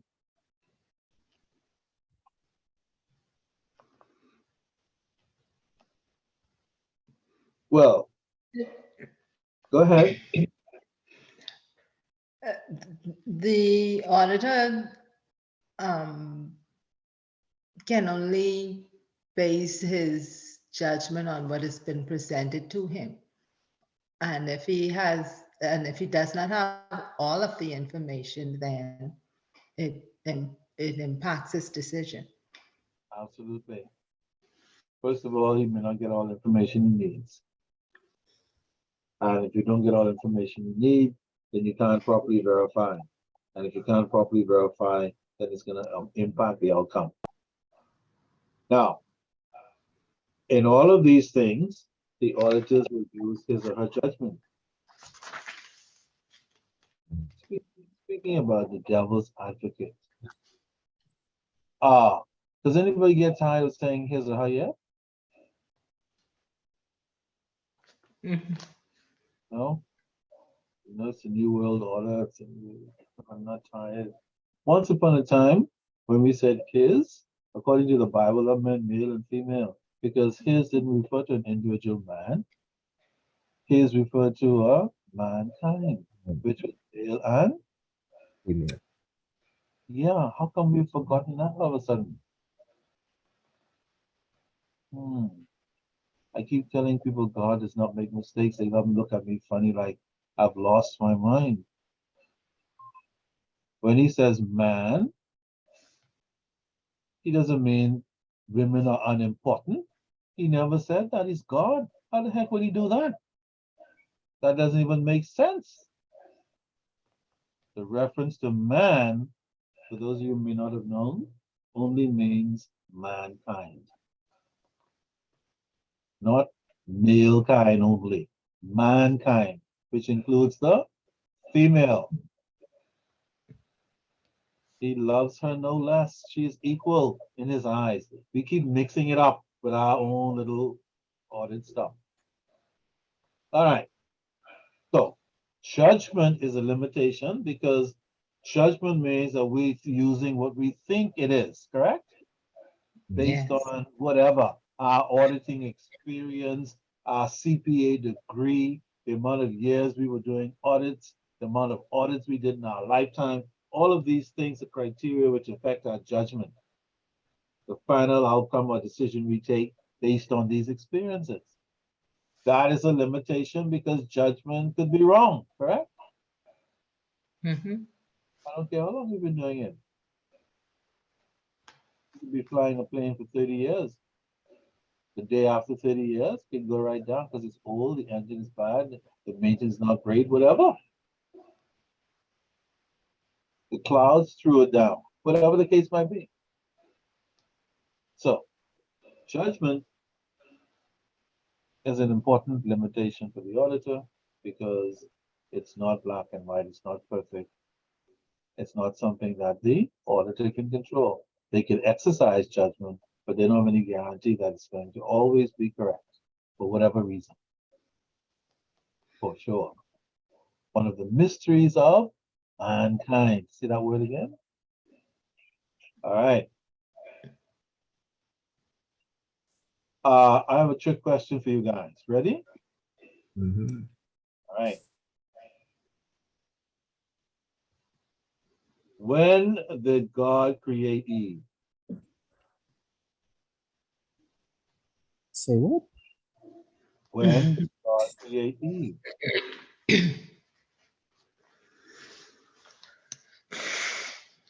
After he created Adam. Okay. Do I have a second on that? He says, he said it like this. The way he said it is like this. Mr. Wilkinson, it's only logical that it would be after the creation Well, of you Adam. know, you have to look at it like this, the day he created Adam, because she was taken out of him at the rib, eh? Oh, thing. So at least one person in the world is bold enough to make a Bible reference and say she came out of his rib. So what is the trick question? God did not create Eve. He created Adam, and out of Adam, he made Yeah, Eve. yeah, Yeah, that is true. absolutely. And then a lot of people get upset. But what? He must have created Eve. She ain't no better than Adam with his stinks up. To get dead, man. No need, because God doesn't make mistakes. I keep telling you. We're just little mere mortals down there running around trying to get things together. Whatever he says, he says. It has nothing to do with our little personal stuff that we do down here, running around on planet Earth. So that's what I did. Is anything audit connected to that? Audit is connected to everything. After God created Adam, he did an audit and said, what? This guy is alone. He needs a what? Companion. Yeah. So he's auditing from then. Just how so Byron came up with the Pampers thing, audited checks him and he needs to reorder. Same thing. He created Adam, said, this is good. And he said, wait a minute. I need to do an audit on this now. He can't be by himself. And as a result of the audit, he made Eve out of him. How about that? Audit is everywhere. That's my point. You just have to be able to see it. It's not always easy to see. All right. So the judge, did anybody pick up on any other limitations since I made reference to limitations that I pulled out one? When I said I pulled out one, I was hoping somebody would rush to that area and see if there's another one.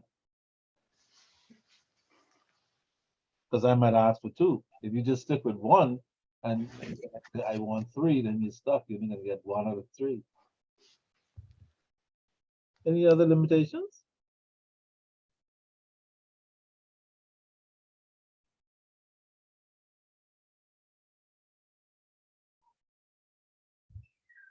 Welcome to the beauty of reading. See, And conflict with others. conflict with others. Hey, yeah, we had that discussion. That's the second one. And that conflict can be the result of anything. And as a result of the fact that conflict can occur, it means that the audit process is not perfect. And it cannot be because it involves people. And anything that deals with people will never be perfect because there's no such person on earth. Mhm. These are all limitations. And these are important for any auditor to know. Because when you run into these issues and you understand them as limitations, you're able to then put them in perspective and conduct your audits accordingly. I'm sure when they go to write their CPA exam or the audit part of the exam, they probably don't ask a lot of questions on auditor limitations. They have to find out about it out in the field, perhaps, or in some article somewhere. Or if they're bold enough to do a refresher course like this, then they say, oh, I missed it when I was studying auditing. All right. Wonderful. My next question, which I probably will ask in your midterm because it's just so fundamental. That's the whole point. What is the difference between accounting and auditing? Anyone? If there's no difference, say there's none. But if there is a difference, what is that difference?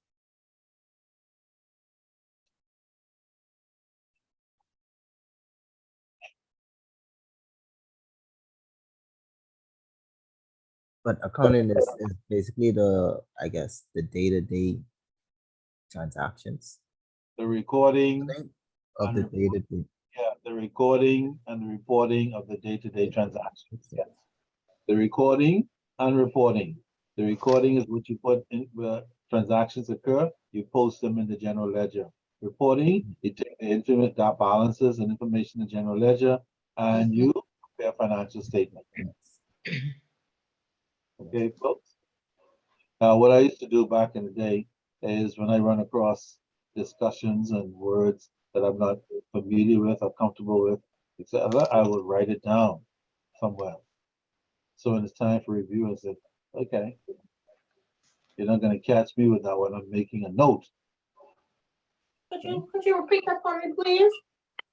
Okay, before I repeat it, let's see what one of your colleagues say. Can somebody repeat what I said? Let's see how that sounds to somebody else. First of all, to know the difference between auditing and accounting. And then you What is said accounting? accounting is the recording and reporting of the financial statement, financial information. How did you know that? You just simply remembered it? Yeah, taking notes. Oh, is that in your notes? No, Yeah, I'm it is. taking. Put in the notes. Mhm, Okay. In other words, somebody wrote that down, correct? mhm. Yeah, So there you go. The it's recording the and recording. that is what accounting. What I'm really doing is just encouraging you. Yes, you have your text, but make your notes for these little things so when study time comes around, you don't have to read module again. Mhm. Some people have to read it. There's different strokes for different folks. Okay. But as usual, examinations are no different. The race doesn't always go to the swiftest. Yes. Some people learn things quickly, others Mhm. learn slowly, and others learn things dead slow. Mhm. But that's okay. God don't make mistakes. At the end of the day, once you make your commitment, crap happens. All right. So we know the definition of accounting. Please don't let me get you. These are easy points for you to get. That's why I'm making some of them so clear as sin. So if I ask them, you just answer it with your eyes closed and get the extra point. Simple as that. Move on. But at the same time, hoping that some of it will stay in your head because a lot of this stuff is current, relevant, and you never know when you have to call upon it. Like the Jamaicans say, call upon it. You never know. Okay.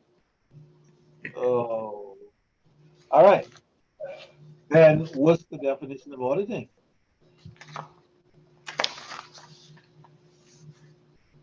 The critical examination of the Of transactions recorded in the, I guess, the accounting books. in the Books of the account. Accounts. yeah, the books of the accounts or accounting records, yes. Couldn't put it better myself. That's your audit. So if I say differentiate between accounting and auditing, please make sure you put the correct explanation under the correct heading. Sometimes folks write perfect answers under the wrong heading. Sometimes they write perfect answers, but the numbering is wrong. So I'll say number 6. Uh, what is a cat? No, what is accounting? And then down in number 8 somewhere, they give me a big time answer for what is accounting. But that question is what is auditing? Does everybody get it? Yes, sir. Be careful. Examinations is not just how well you study and how much you can remember to get through the examination, but a lot has to do with being keen about these little things and get stumped and lose valuable points. That's the point. All right. Now, coming down to the end or in the middle somewhere, there is a reference to the auditor's true and fair concept. Anybody saw that? I think we may have talked about this before. I want to see now if anybody remembers the true and fair concept.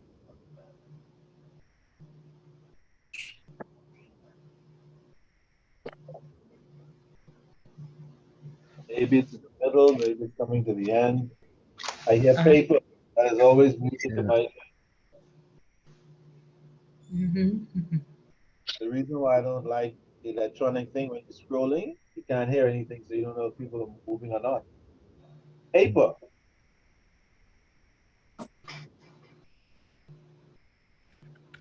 Everybody found it? The auditor's true and fair concept. You want to know what that entails? Yeah, like, what do we mean? The final accounts agree with the books of the accounts. Yeah, that at the end of the day, Mhm. that your balance sheet and your profit and loss statement are Yeah. correct. Mhm. Once the auditors check all the details going into those accounts and found no errors or minimum errors or corrected errors and no fraud, God forbid, or corrected fraud, corrected fraud means somebody might end up under arrest as well, correct?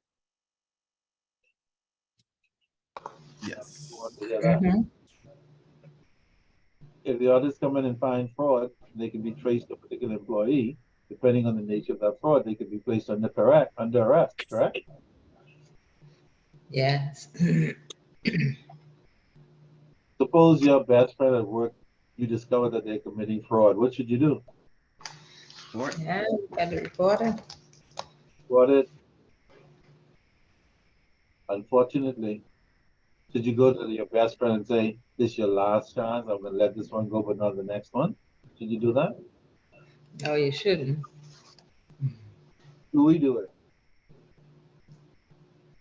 When I say we, I don't mean us. I mean we. People People do it. do all the time. All the time. So any discussion or question on true and fair, or what is true and fair from the auditor's perspective, now you know what we mean. I think we talked about the independent versus the non-independent auditor, did we? Yes. Anybody remembers the difference? What is an example of a non-independent auditor? Like, The audit done by the internal auditors of the company. absolutely. And by extension, an opposite, the independent auditor was auditor conducted by. The external audit. External audit. Outside of the organization. Yeah. No, auditors from the outside of the firm. The belief being, that's why, for example, they say that if you need counseling, your spouse or your family member is not the best person to give you counseling because they're too close to the situation one way or the other. If you need counseling, you should go outside to get a more independent perspective. Doesn't mean that some family members are not qualified to be independent, give you perspective. But generally speaking, family members tend to confuddle it because of their personal connection to you. Mhm. Same principle with the independent versus the non-independent. So, man, I've yapped the whole night, but I promise you I won't be yapping every week. You guys are going to be thrown into the pit as well from time to time. So get ready. Okay? When I say pit, I don't mean like a bad, stinky, dark place to run away from. That's not what I mean. I don't want anybody not showing up next week because I said pit. So, pit, I'm not coming next week.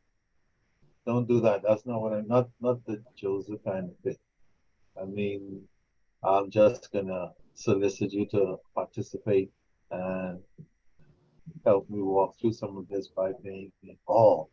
And what better way to remember craft than being not craft, you know what I mean? Involved. All right.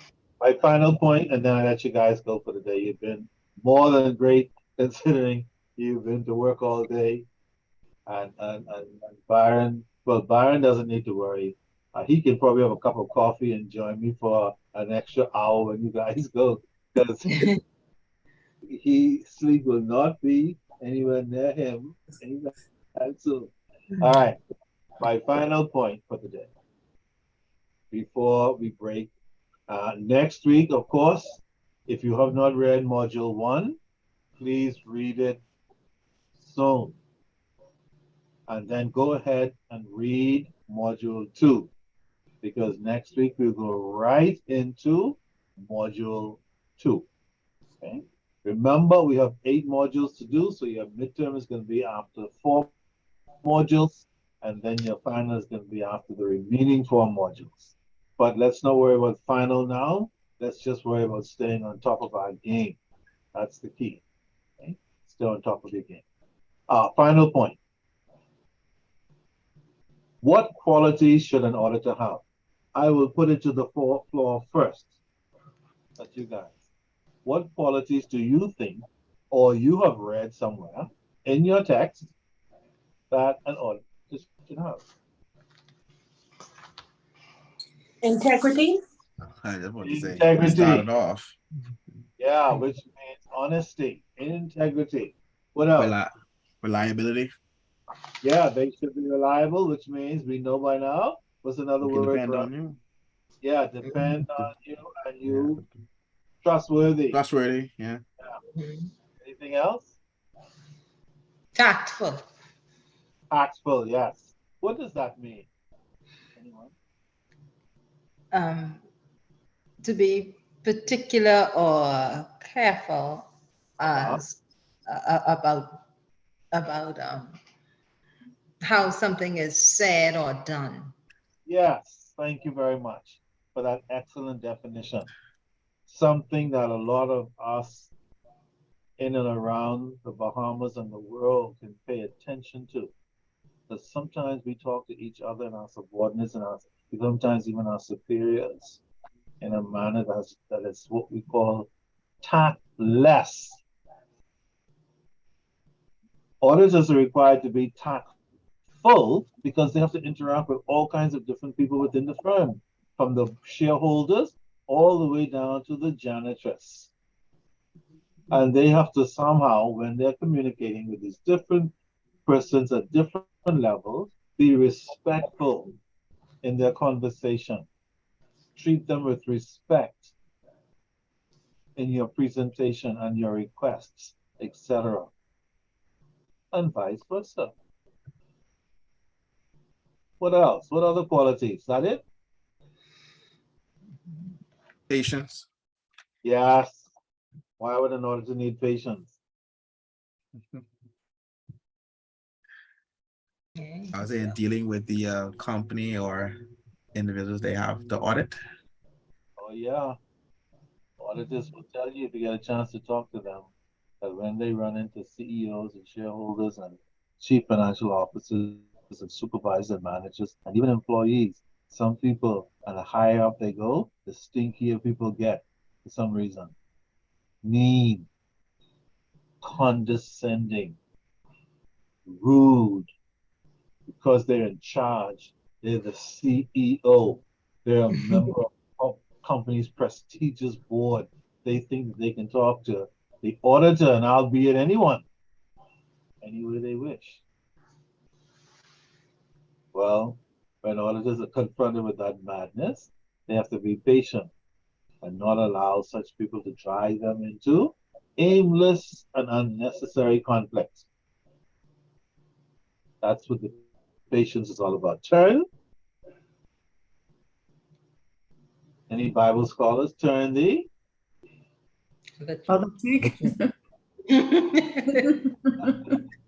Yeah, auditors have to practice. Because sometimes people tell auditors some mean stuff, and auditors in their professional capacity, even though they may want to curse somebody or slap them or tell them something mean back, they cannot. should not, and is required not to do it. They have to exercise patience and restraint. On it. So if somebody come by and say, "That stink auditor," I hate them. They have to exercise constraint and just let it go, or find some other civil way to deal with the matter. What about discretion? Why is that a quality? Why is that important? Discretion. What does that even mean? Yeah, Meaning Mhm. you need to know what to share and what not to share. Yeah, that's a good explanation. Auditors need to know what to share and what not to share, and to whom and who not. Certain people you don't tell stuff to, just by virtue of whatever it is. Okay, that's what discretion is about.